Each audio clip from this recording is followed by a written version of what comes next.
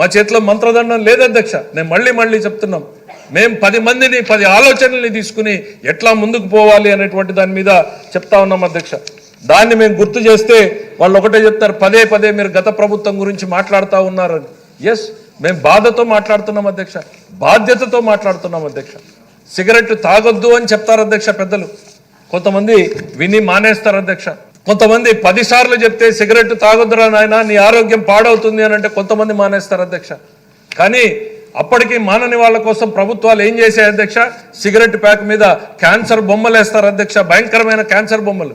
అది సిగరెట్ కంపెనీల మీద కోపంతో కాదు అధ్యక్ష, ప్రజల మీద ప్రేమతోటి, ప్రజల మీద బాధ్యతతోటి సిగరెట్ తాగడం ఆరోగ్యానికి హానికరం అనేటువంటిది వేస్తారు అధ్యక్ష. అట్లానే మేము కూడా చెప్తున్నాం అధ్యక్ష, వైసీపీ రాష్ట్రానికి హానికరం అనేటువంటిది మనం గుర్తించాలి అనేటువంటిది పదే మేము చెప్తా ఉన్నాం అధ్యక్ష. ఇచ్చే స్టాట్యూటరీ వార్నింగ్ అధ్యక్ష, రాష్ట్ర ప్రభుత్వం నుంచి మేము చెప్తా ఉన్నాం అధ్యక్ష. ప్రజల జీవితాలతోటి చెలగాటమాడి రాష్ట్ర ఆర్థిక వనరులతోటి విధ్వంసం సాగించి పరిపాలన వ్యవస్థను మొత్తం స్తంభింపజేసి రాజకీయ ప్రయోజనాలు, వ్యక్తిగత ప్రయోజనాలు కేంద్రంగానే సాగిపోయినటువంటి ఈ పాలన ఈ రాష్ట్రానికి హానికరం అనేటువంటిది మేము పదే చెప్పదలుచుకున్నాం అధ్యక్ష.